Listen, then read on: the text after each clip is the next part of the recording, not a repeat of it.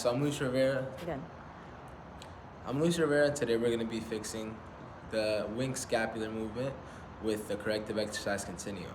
Today we're going to be focusing on the weakness of the serratus anterior, which originates in the rib cage 8 through 9, and then it inserts in the medial border of the scapula. What this muscle does is it pulls the scapula forward, and it assists with the upward rotation needed in the scapula to lift the arm overhead. So, to start with the exercise Continuum, we're going to start with inhibiting the overactive muscles. In this case, in the wing scapula, the overactive muscle is the latissimus dorsi. So with our foam roller, we're going to be doing some self-myofascial release in our latissimus dorsi. So for our latissimus dorsi, we're going to put the roller underneath us, and we're going to go nice and slow to stretch out the whole latissimus dorsi, which inserts at the bottom in our pelvis, and it goes all the way up into our cervical muscles, cervical vertebrae. So with this, we're just gonna roll out any tension we have within our muscle, going nice and slow and holding it at the knots for about 10 seconds, and then resuming in slow movement. So once we finish the inhibiting aspect of our exercise Continuum, we're gonna go into lengthening. We're in the lengthening aspect. We're gonna be stretching out the latissimus dorsi muscle and the pectoralis major muscle.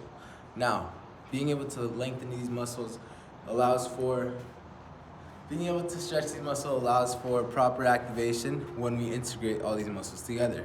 So, to stretch out the latissimus dorsi today, we're gonna be using a bench, and we're gonna be kneeling, and we're gonna be putting our hands right here, and we're gonna be moving ourselves lower just to stretch out the latissimus dorsi muscle, which I stressed originates at the bottom, and it inserts at our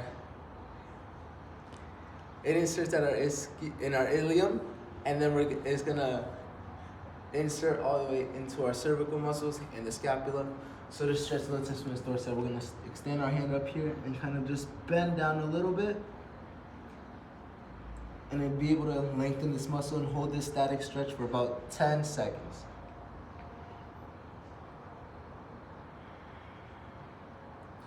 And then we're gonna also switch arms.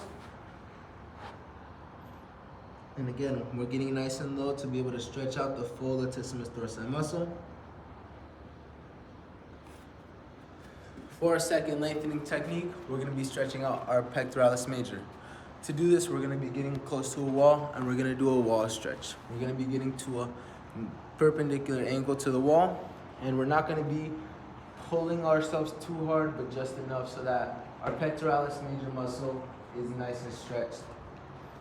And we're gonna hold this static stretch for 10 seconds, and then we are going to switch sides and stretch out our other side, and hold this position for 10 seconds.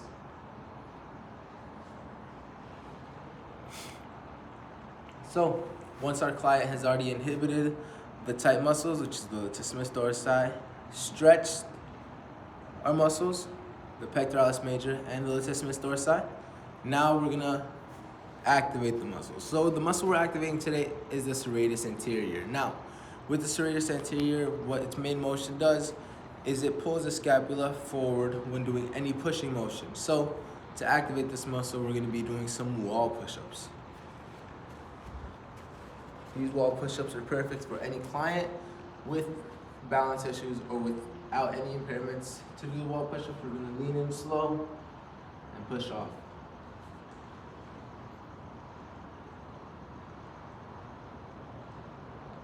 We're going to be doing about 2 sets of these with 6 to 8 repetitions.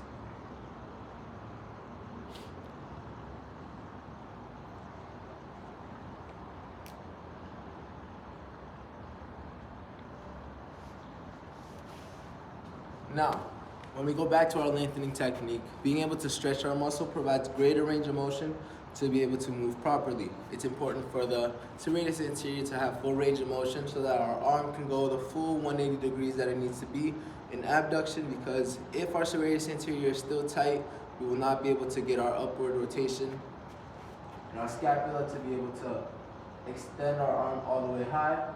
So, once we've already inhibited the muscle, lengthened the muscle, and activated our serratus anterior, we're now going to integrate it with some pushing exercises.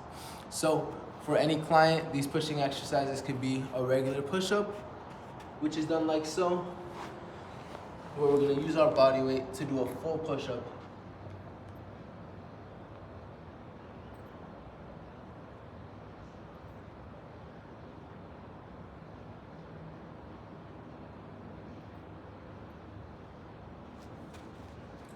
These push-ups are being prescribed in 2 sets of 6 to 8 repetitions.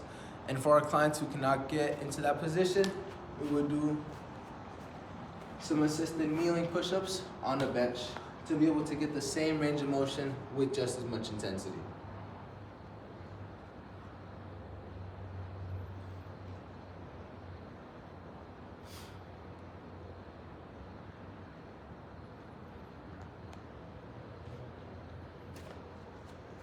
So this integration exercise is important because it uses the force coupling action needed in the muscles in the scapula, using our anterior deltoids, using our lats for the eccentric motion, and our pectoralis major for the concentric motion of the push-up. So today we went over the corrective exercise continuum for wing scapular dysfunction. We went over how using self-myofascial release technique is good for relieving tension in the tight latissimus dorsi. We went over the lengthening technique, which is good to provide range of motion for our pectoralis major and our latissimus dorsi to be able to do full circumduction movements. And we went over how activating the serratus anterior using pushing exercises is proper to activate the muscle correctly and get it into its corrected patterns. And when we integrated the exercise doing full push-ups, we were able to use the force coupling theory to be able to push our muscles correctly and using synergistic function properly and not having any dominance. Thank you for watching.